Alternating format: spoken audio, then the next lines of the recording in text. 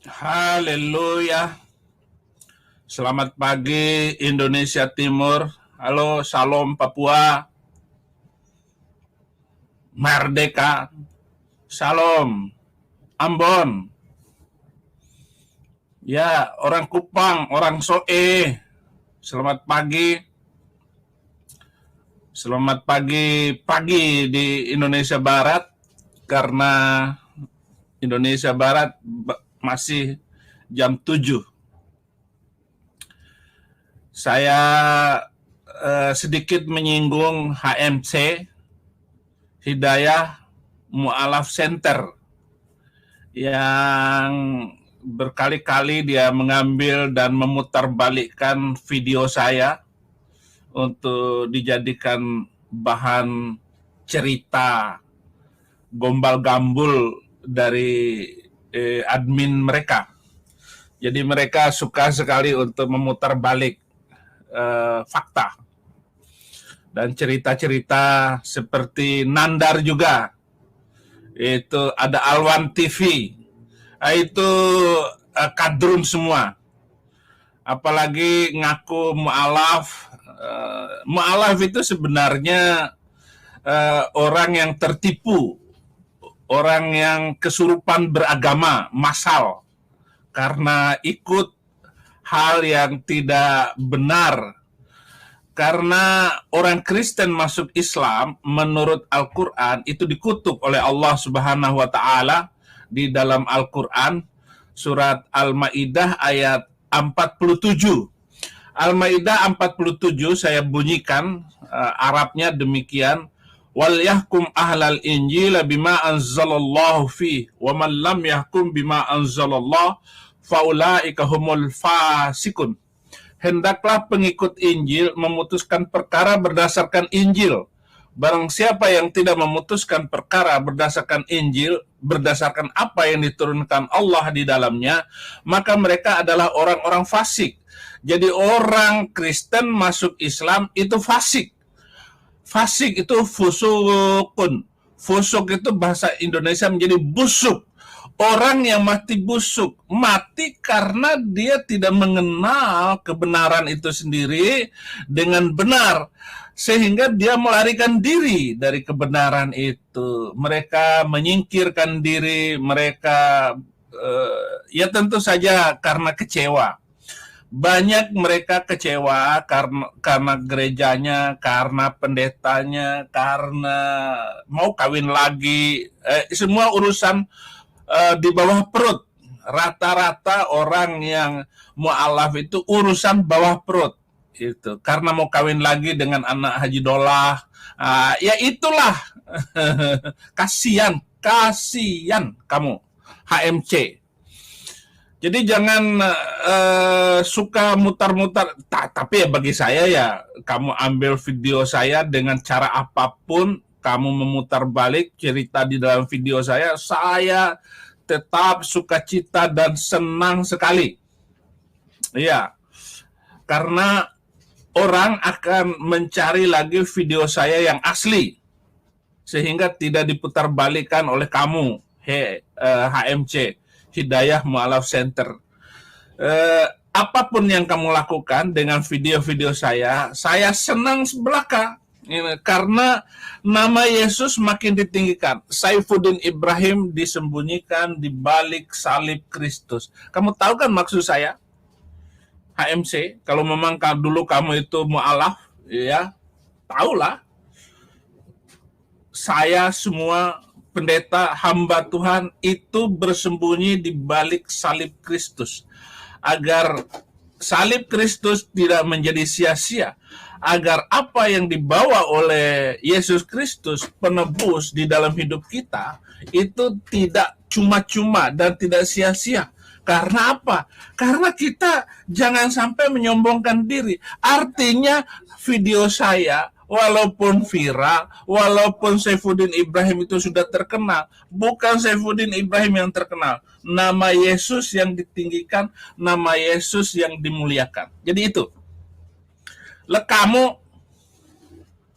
jadi mu'alaf apa? Urusan bawah perut. Atau urusan perut. karena mau cari makan, karena mau cari kekuatan, karena mau cari jaringan bisnis. Atau ya seperti Hani Kristianto, dia datang ke Polda waktu saya ditahan. Dia mengajak saya untuk bertemu dan foto-foto. Nah, setelah dia foto dengan saya, foto itu diviralkan oleh dia bahwa saya kalah debat dengan dia. Enak aja. Saya tidak pernah takut berdebat dengan siapapun untuk mempertahankan nama Yesus, karena dia adalah nama di atas segala nama. Nama di mana orang boleh selamat hanya nama Yesus. Hani Kristianto, saya nggak tahu maksudnya apa. Waktu itu saya belum kenal benar dia hari itu. Saya tahu dia itu setelah saya usir dari Polda waktu itu. Nah, dia saya ajak, sebelum ngomong dengan saya ajak berdoa. Mari kita berdoa. Langsung dia bilang, Tuhan kita berbeda. Emosi saya usir Hani Kristianto dari tempat tahanan saya. Pergi kamu, dalam nama Yesus Kristus, pergi kamu. 2 bulan kemudian anaknya mati kena kanker. Saya nggak tahu, dan saya nggak mengutuk dia. Yang jelas, ya, orang Kristen masuk Islam itu pasti terkutuk oleh Allah. Al-Quran sendiri yang bilang, Al-Quran yang ngomong. Ya, Hidayah Mu'alaf Center. Apakah kamu itu ada hubungannya dengan Hani Kristianto atau enggak? Karena kalian itu, setiap orang mu'alaf nama mulai terkenal, dia menaikkan namanya lalu membuat yayasan. Hani Kristianto punya yayasan, Insan Moko Ginta punya yayasan, Yahya Waloni punya yayasan. Siapa saja, pokoknya satu orang satu yayasan. Itulah kadrun itu. Otak kadrun. Jadi itu yang terjadi atas Hani Kristianto dan banyak siapapun. Jadi kalau Anda mengatakan bahwa mu'alaf itu adalah hidayah, saya juga heran. Kenapa Anda berani masuk Islam padahal Al-Quran sangat membenci orang Kristen yang masuk Islam. Bahkan Al-Quran sendiri mengancam, bahkan boleh membunuh orang Yahudi dan orang Kristen. Iya. Qatilul ladzina la yu'minuna billahi wa bil yaumil akhir wa la yuharrimuna ma harramallah wa la yadinuna bidinil haqqa minal ladzina utul kitab. Perangilah orang-orang yang tidak beriman kepada Allah dan hari kemudian. Mereka tidak mengharamkan apa yang diharamkan oleh Allah dan Rasul. Mereka tidak beragama dengan agama yang benar, yaitu agama Islam. Siapakah mereka yang boleh diperangi itu? Minalladzina utul kitab, yaitu orang-orang yang telah diberi Alkitab. Itu boleh diperangi loh, saudara. Bagaimana Anda mengatakan itu sebagai hidayah? Saya heran. Makanya saudara-saudara terkasih yang ada di Papua, yang ada di Ambon, ataupun di NTT, Anda itu nyaman menjadi orang pengikut Yesus. Karena Yesus tidak menyuruh membunuh manusia lain karena beda agama. Yesus tidak pernah membawa ancaman kepada siapapun. Dan Yesus tidak punya musuh. Musuh Yesus nggak ada. Yang ada adalah orang yang memusuhi Yesus. Tidak ada. Yang disebut aduwullah, musuh Allah, itu nggak ada. Maka Yesus tidak pernah mengatakan musuh Yesus, nggak ada. Ini kan Ini kan metode, pola pikir, domain yang tidak ketemu. Artinya saling kontradiksi antara satu dengan yang lain. Beda jauh langit dan bumi pengajarannya. Maka salah satu kenapa saya mengundurkan diri dari keyakinan saya yang lama, karena boleh membunuh manusia lain karena beda agama.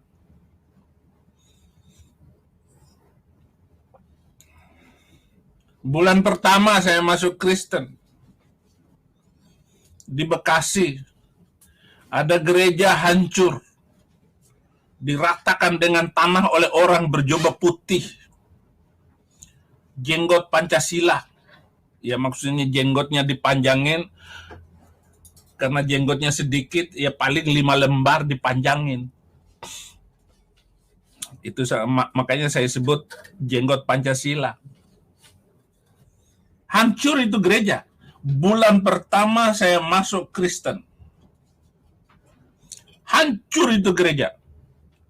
Mereka teriak nama Tuhan mereka. Apa kabar? Apa kabar? Teriak ke langit. Nyebut-nyebut nama Tuhan. Manggil-manggil Tuhan untuk membakar gereja. Untuk menyembelih orang juga pakai nama itu. Nama Tuhan. Oh, nggak ada orang Kristen copet kantong orang dalam nama Yesus, copet. Enggak akan terjadi. Nah, ketika gereja itu sudah hancur, mereka entah dari mana datangnya, dua truk,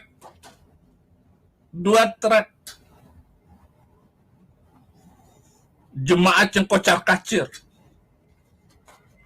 Ada jemaat perempuan lompat pagar, ditusuk pantatnya oleh orang berjubah. Tidak punya etika, tidak punya sopan santun.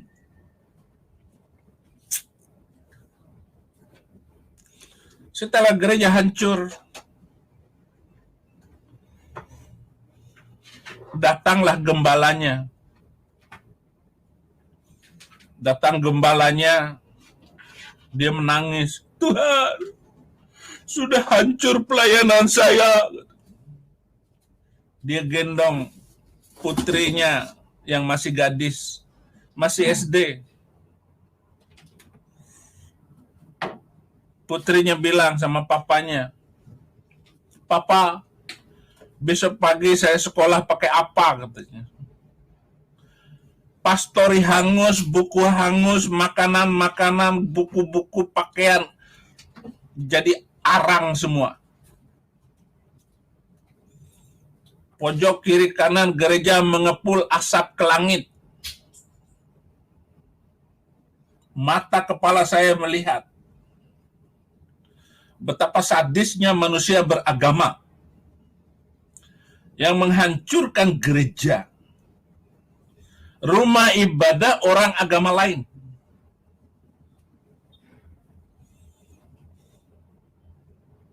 Saya menangis dalam hati.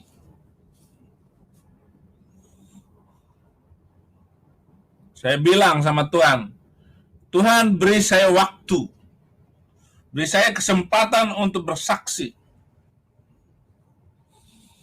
bahwa ini adalah peristiwa manusia kriminal, manusia primitif, otak didengkul, pakaiannya kayak Yesus Kristus pakai jubah, pakaiannya seperti pakaian nabi, hati munafik. Saya tinggalkan, mendidih darah saya untuk menceritakan, dan saya mengkaji kedalaman firman Tuhan, pengajaran Yesus yang penuh kasih, pengajaran yang luar biasa, saudara. Itu sebabnya saya nggak mundur sampai sekarang. Walaupun banyak cobaan saya di dalam Kristen sendiri. Awal-awal saya harus dimusuhi oleh pendeta-pendeta. Karena dikiranya saya mencari uang, mencari nama. Tapi lama-lama pendeta-pendeta besar menerima saya. Membawa ke rumahnya, mengajak ngobrol. Dan saya bilang kepada hamba-hamba Tuhan besar itu, ini zona saya. Ini jalan saya. Hamba-hamba Tuhan nggak boleh ikut-ikutan ngomong seperti saya.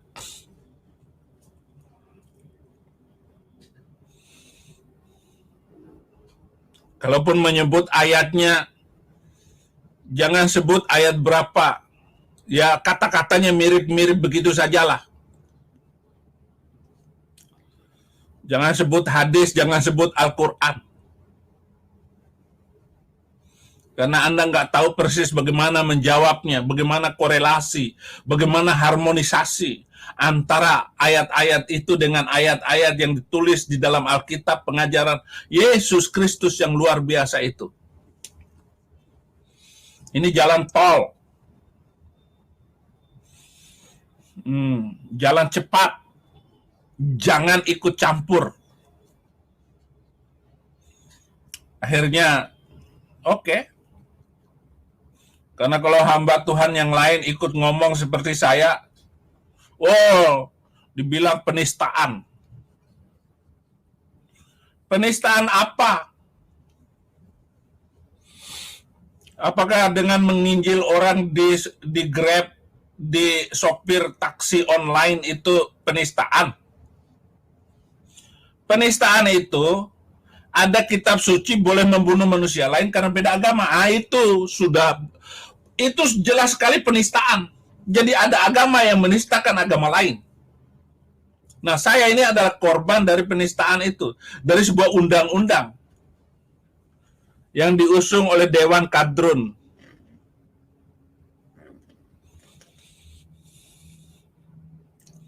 Dan undang-undang itu, pasal itu hanya mengena kepada orang-orang minoritas.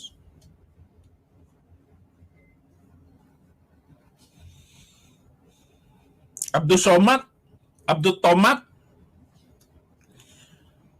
yang menghina salib nggak ditangkap. Malah dia mengajarkan poligami. Laki-laki boleh istri 4. Bagaimana kalau mau kawin lagi, ceraiin 1, dapat lagi 4. Mau kawin lagi, ceraiin 1, tetap 4.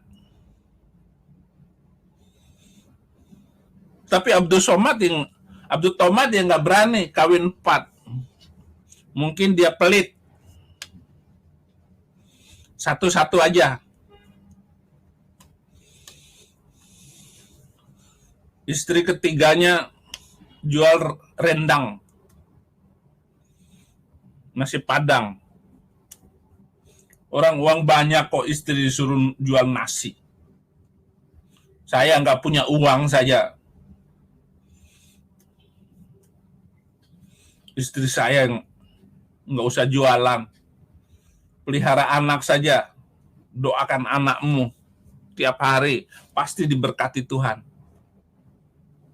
Jadi HMC, terima kasih. Kamu sudah membuat video-video saya viral. Walaupun viralnya itu saudaramu, keluargamu itu membenci saya. Tidak apa-apa. Kamu membuat supaya orang lain membenci saya. Tetapi kamu tidak tahu di balik itu ribuan mu'alaf masuk Kristen lagi. Kemarin saya baptis 6 orang. Mu'alaf semua. Terima Yesus lagi. Besok lagi. Ya mungkin sebelum saya keluar kota. Sudah banyak sekali. Mu'alaf dapat hidayah murtadin, menjadi murtad.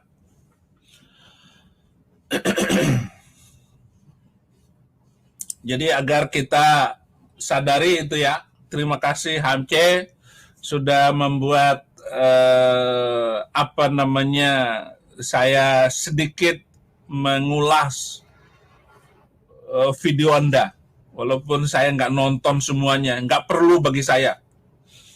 Apalagi ngambil video-video orang untuk dikomentari. Lebih baik, lebih enak komentarin Habib Rizik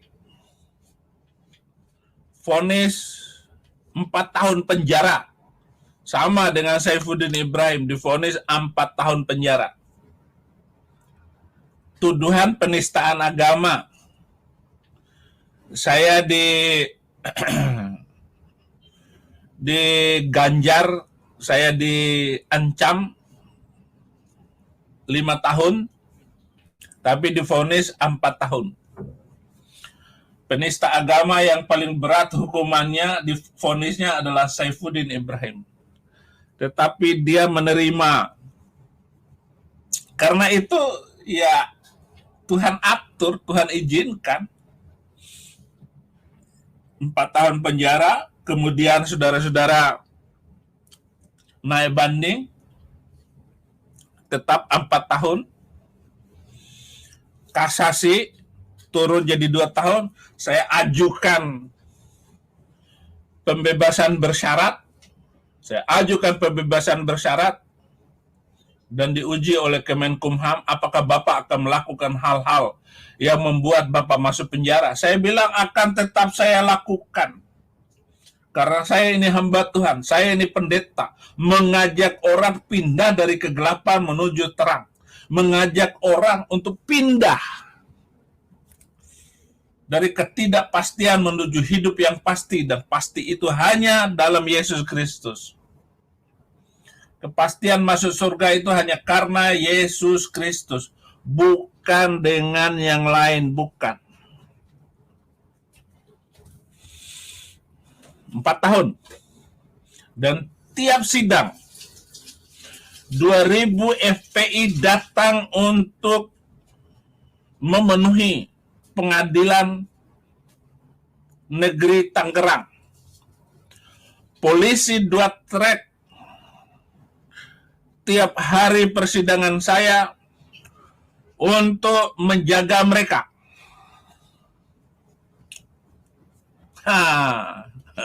Saifuddin Ibrahim tidak pernah mengirim 1 orang pun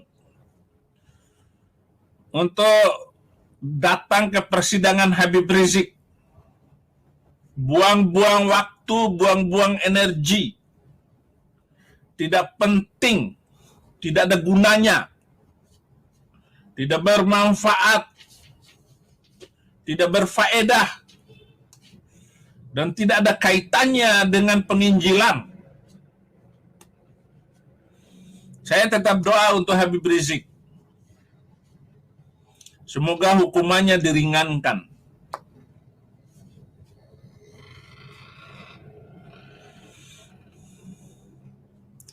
Kalaupun dia naik banding atau kasasi,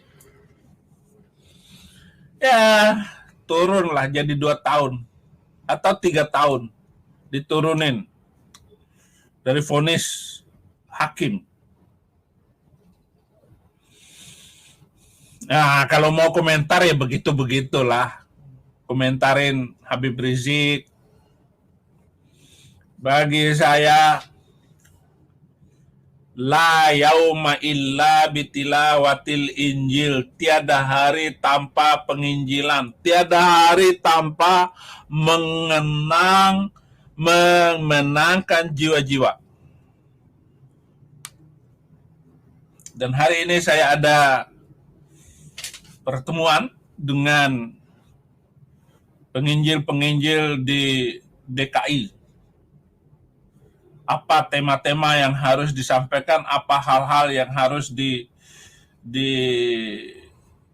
upgrade dari mereka. Karena saya sudah kasih kunci-kuncinya. Dan kunci-kunci penginjilan ini nggak mungkin bisa dijawab oleh kiai manapun di seluruh dunia. Kok bisa Pak Pendeta? Ya iyalah.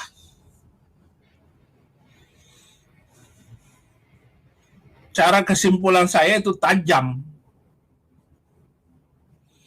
Kadang-kadang menyakitkan.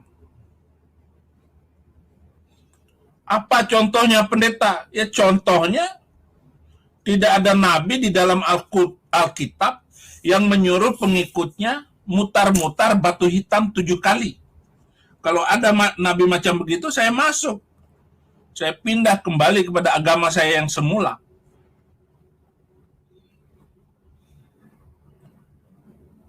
Loh, mereka kan nggak menyembahnya. Iya, nggak menyembahnya.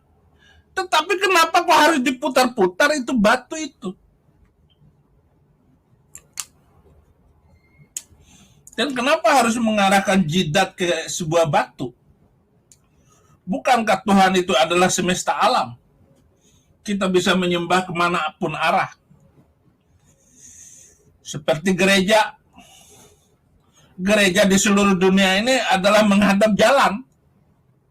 Kalau jalannya miring, ya gereja juga miring. Bagaimana kalau jalannya bundar? Iya, gereja juga bundar. Enggak masalah. Karena Tuhan itu imanen. Dia ada di mana-mana. Imanen dengan diri kita. Ada di dalam diri kita. Maka menyembah Tuhan dalam roh dan kebenaran. Allah itu roh. Oleh sebab itu harus menyembah dalam roh dalam roh dan kebenaran, dalam roh dan kebenaran. Ini supaya disadari, supaya difahami semua oleh kita, oleh Anda, oleh saya semua. Jangan sampai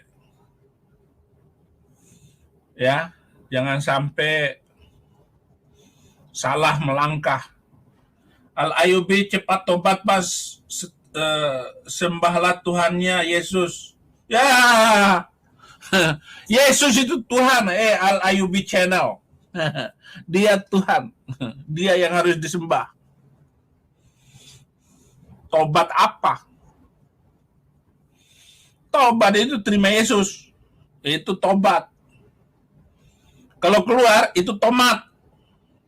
Pagi tobat, sore kumat. Haleluya. Jadi saudara-saudara, terima kasih untuk doa saudara. Terima kasih untuk begitu banyak bantuan dan saya sebenarnya mau bacakan orang-orang yang sudah membantu lewat rekening saya. Saya hanya makan kalau Anda menulis di situ untuk pastori, itu untuk makanan saya. Tapi jangan khawatir tentang apapun yang saya makan dan yang saya minum sudah dijamin oleh Tuhan Yesus Kristus. Terjamin semua.